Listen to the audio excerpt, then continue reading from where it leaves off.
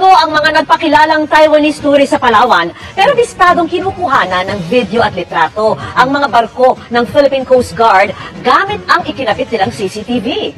Nadiskubre ring Chinese sila at konektado sa isa pang naarestong Chinese spy ayon sa aming source. Ayan, mga kababayan, yan yung konektado daw doon sa nauna na nahuli na Chinese spy. So maraming pag-alagala ngayon dito. Malamang nasanay itong mga to nung panahon ni Digong eh.